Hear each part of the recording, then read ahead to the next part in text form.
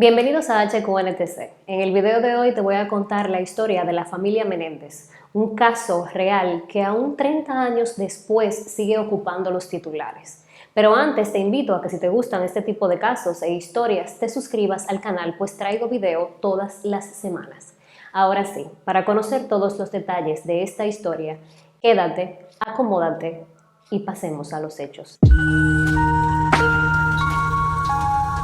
El 20 de agosto de 1989, el 911 recibía una llamada desesperada. Del otro lado de la línea estaba Lyle Menéndez, quien lloraba mientras pedía ayuda desconsolado porque alguien le había quitado la vida a sus padres.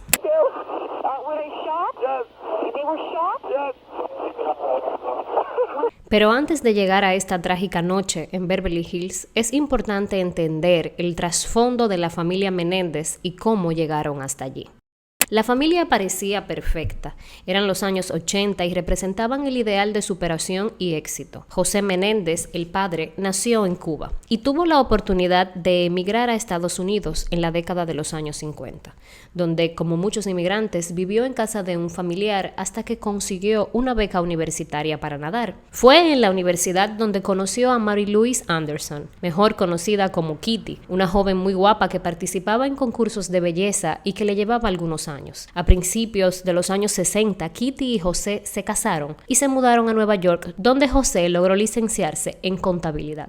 Su primer hijo, Joseph Lyle Menéndez, nació el 10 de enero de 1968 y su segundo hijo, Eric Galen Menéndez, nació 2 años después, el 27 de noviembre de 1970. Ya para entonces, José tenía muy buenos ingresos y la familia podría permitirse vivir en Princeton, Nueva York. En el inicio de los años 80 y luego de tener diferentes trabajos directivos, José pasó al frente de RCA Records, donde participó en la estructuración y fichaje de agrupaciones musicales como Duran Duran y Menudo. En cuanto a los hermanos, ambos eran también el ideal de la época. Ambos jugaban al tenis, en el caso de Eric era jugador profesional y parecía que los dos tendrían prometedores futuros en el mundo de los negocios, al igual que su padre. José ejercía presión sobre ellos para que fueran aplicados y exitosos, y según algunos testigos, José podía llegar a ser realmente duro con sus hijos y esposa. Luego, en 1986, la familia se muda a una mansión de 6 habitaciones, una cancha de tenis y una casa de huéspedes en Los Ángeles, Beverly Hills. Porque José, quien ya no trabajaba en la disquera, estaba incursionando en la industria del entretenimiento, específicamente de la televisión. Respecto a la adolescencia y juventud de los hijos, Eric, de 18 años, el hijo menor de los Menéndez, se había metido en problemas por una serie de robos menores en 1988. No hizo tiempo en la cárcel, sino que fue llevado directamente a un programa psicológico con el doctor Jerome Ociel, quien será además clave en esta historia. En cuanto a Lyle, el mayor de 20 años, consiguió entrar a la prestigiosa Universidad de Princeton, pero fue suspendido durante 1 año por plagio. Es importante recalcar que anterior a la entrada de Lyle a Princeton, su padre hizo una donación a la universidad de $50,000. Ahora, regresemos a la noche en la que Lyle Menéndez, de 21 años, llama de manera desesperada a la policía. Aparentemente, alguien había irrumpido en su casa y había acabado con sus 2 padres.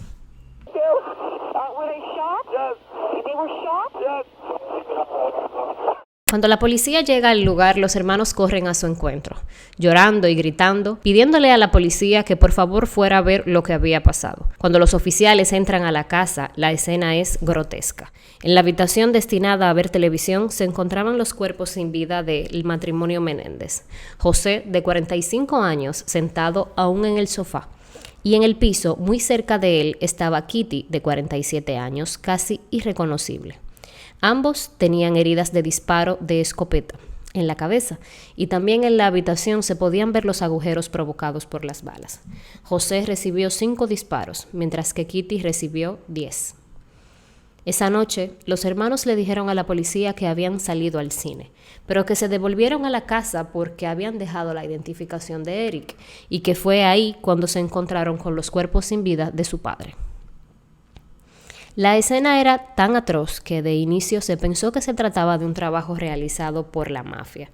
De hecho, Temiendo que se tratara de la mafia, los hermanos se mudaron de la casa temporalmente y al principio la investigación analizó pruebas sobre posibles rivalidades en la vida de José Menéndez. Durante los meses siguientes, la policía se mantuvo investigando, pero fue la particular actitud de los hermanos lo que les llamó la atención hacia ellos. Encontrar a tus padres en la manera en la que lo hicieron Lyle y Eric debe ser traumatizante. Y aunque todo el mundo maneja el duelo de manera distinta, la actitud de los hermanos era muy inusual. Solo 4 días después de las muertes, los hermanos gastaron $15,000 en relojes Rolex que usaron para el funeral. Entre ambos se estima que gastaron en los siguientes 6 meses unos $700,000. Lyle se compró un Porsche, mucha ropa y un restaurante en Princeton. Eric cambió su vehículo por un Jeep Wrangler, contrató un entrenador personal de tenis por $50,000 e hizo una inversión de $40,000 en un evento que no llegó a celebrarse. Viajaron a diferentes lugares, hicieron inversiones y estaban planificando gastar casi $900,000 en la compra de unos apartamentos en la Marina. Todo esto resultaba extraño, pues no era lo que se esperaba que los hermanos hicieran. Eric le confesó a su terapeuta que sus padres no fueron atacados por extraños ni por la mafia, sino que él y Lyle les habían disparado. El terapeuta grabó la confesión de los hermanos y en una vuelta totalmente impredecible de los acontecimientos, la amante del terapeuta, Judalon Smith, luego de una pelea con el psicólogo, llamó a la policía y les hizo saber que el doctor Osiel tenía en su poder la confesión de los hermanos Menéndez. Y no solo eso, les contó además que los hermanos habían amenazado al terapeuta de muerte si se atrevía a decirlo. Ofreció detalles muy específicos a los cuales la policía, luego de meses de investigación, no había tenido acceso. 3 días después de la llamada de la señorita Smith, el 8 de marzo de 1990, y 7 meses después del hecho, Lyle Menéndez fue arrestado frente a la mirada atenta de sus vecinos. Eric, quien estaba jugando un torneo de tenis en Israel, fue avisado por un amigo del arresto de su hermano mayor, por lo que viajó a Estados Unidos para entregarse. Fue apresado inmediatamente al llegar al aeropuerto de Los Ángeles el 11 de marzo. Los hermanos se enfrentaban al cargo de homicidio en primer grado. Tratándose de que los hermanos habían confesado en una sesión de terapia a su psicólogo, la corte se debatió durante 2 largos años sobre si esas cintas eran o no admisibles, es decir, si se podían usar como evidencia. Él decidió romper la confidencialidad que le debía a su cliente porque Lyle lo amenazó de muerte cuando supo que Eric había confesado lo que le hicieron a sus padres, y esto lo hacía sentirse inseguro y temía por su vida. Finalmente, el juez determinó que algunas de las cintas eran admisibles, aunque no todas para el juicio. En el primer juicio fueron juzgados por jurados separados y representados por diferentes abogados, Lyle por Jill Durrell y Eric por la famosísima Leslie Abramson. Este juicio fue transmitido por televisión y se volvió un frenesí mediático. La naturaleza del caso captó la atención de Estados Unidos y el mundo.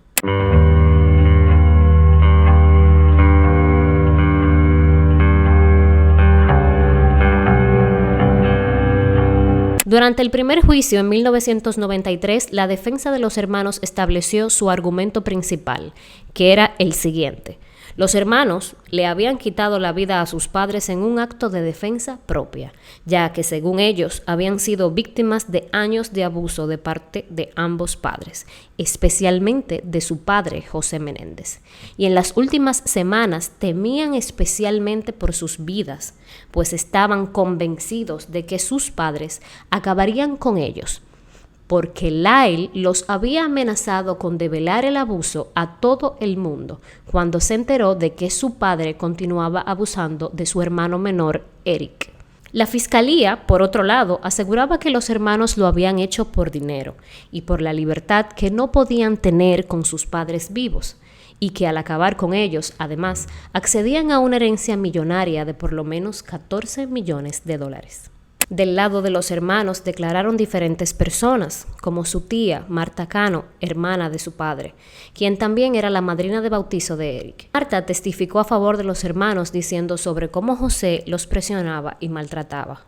Testificó también Andy, primo de los Menéndez, quien dijo saber de los abusos hacia los hermanos en la infancia de estos. La madre de José, María Menéndez, estuvo todo el tiempo presente durante el juicio, acompañando a sus nietos. Del lado de la fiscalía se usó el testimonio de los policías que vieron la escena, el testimonio del psicólogo de Eric, así como de Greg Cinarelli, un amigo muy cercano de Eric, quien contó que este también le había confesado detalles escabrosos del crimen. Pero el momento cúspide del juicio llegó cuando los hermanos subieron al estrado para dar su testimonio, que impresionó a algunos y dejó escépticos a otros. Dentro de sus participaciones, ambos hermanos contaron en detalle cómo fue su niñez con sus padres. Mood of these incidents with your father. I didn't like what was going on. I thought it was really dirty, and how did it start?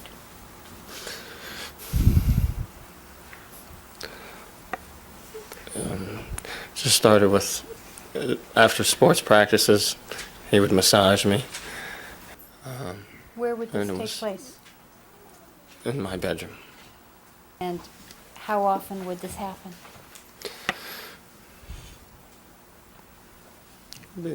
Like 2 or 3 times a week.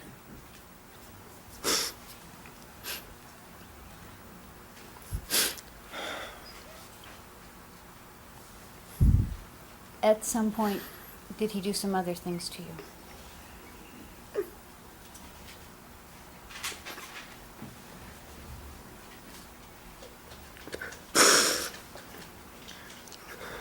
La versión definitiva es que el 18 de agosto de 1989, Eric se dirigió a una tienda en San Diego, a más de 100 millas de Beverly Hills. Allí compró 2 escopetas calibre 12, utilizando un permiso de conducir que le había robado al amigo de un conocido. El 19 de agosto, sus padres los llevaron a un viaje de pesca en un bote alquilado, donde supuestamente la tensión creció y los hermanos se sintieron cada vez más amenazados. Y al otro día, el 20 de agosto, le dispararon de manera fatal a sus padres. En cuanto a qué hizo quién esa noche, Eric disparó primero, pero fueron los disparos de Lyle los que resultaron mortales para ambos padres. I was just firing as I went into the room. I just started firing In what direction? in front of me. What was in front of you? My parents. So you were firing at your parents? Yeah. Off to the side? I don't know. I don't know.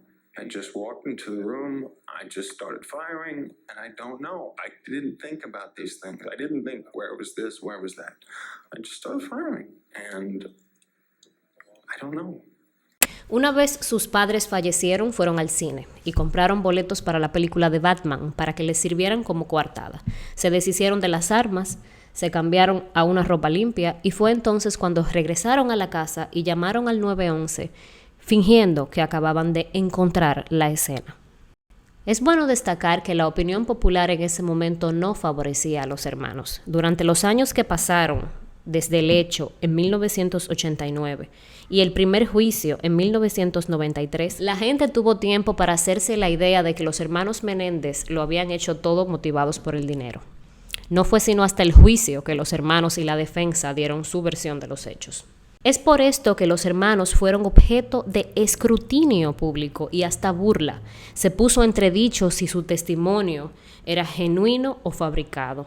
Muchos percibían a los hermanos como 2 niños malcriados, sin más. Al final, este primer juicio para cada hermano fue considerado nulo, porque los jurados encargados de llegar a una sentencia fueron incapaces de ponerse de acuerdo sobre si el hecho era homicidio en primer grado o si se trataba de homicidio involuntario. Por supuesto que dependiendo de cada caso, la sentencia variaría. Es por esto que en 1996 se realizó un tercer y último juicio, con la diferencia de que los hermanos serían juzgados en conjunto y no se admitió en la corte la evidencia de los abusos por parte de sus padres. En esta última ocasión, los hermanos fueron encontrados culpables de homicidio en primer grado y aunque el jurado decidió omitir la pena de muerte, fueron sentenciados a cadena perpetua sin opción a libertad condicional. Fueron enviados a prisiones diferentes y no se reunieron hasta 2018, cuando un juez concedió que estuvieran en la misma cárcel, donde hoy se mantienen siendo presos ejemplares. Ambos se casaron. Eric en 1999 con Tammy Sakoma, una mujer con la que tenía años escribiéndose en la cárcel. Y Lyle se ha casado 2 veces, con Anna Erickson en 1996 y luego con Rebecca Smith en 2003. Los hermanos han apelado sin éxito, pero recientemente su caso vuelve a ocupar los titulares, ya que desde hace unos pocos años en las redes sociales se ha considerado que se les trató de una manera injusta y que los hermanos deberían por lo menos tener un nuevo juicio. Las personas que apoyan a los Menéndez alegan que sus acusaciones no fueron tomadas con seriedad y que se irrespetaron sus derechos. Recordemos que esto fue entre 1989 y 1996, cuando la percepción del abuso sexual, especialmente en hombres, era diferente, hasta el punto de ser minimizado y ocultado. Además, recientemente, testimonios de un ex integrante de la banda Menudo acusa directamente a José Menéndez, así como a otro directivo de la agrupación, de haberlo abusado, lo que podría cambiar el futuro de los hermanos Lyle y Eric, que ahora tienen 54 y 52 años. Ahora que conoces la historia completa de los hermanos Menéndez y de qué le pasó a su familia, me gustaría saber cuál es tu opinión en los comentarios. ¿Fueron realmente los hermanos Menéndez víctimas o simplemente un par de hijos malcriados que crearon una historia para poder defenderse? Especialmente me gustaría saber qué opinas sobre el estado actual del caso y si al final todas estas nuevas declaraciones y evidencias que han surgido servirán para que los hermanos Menéndez estén otra vez en libertad. Nos vemos en el próximo video.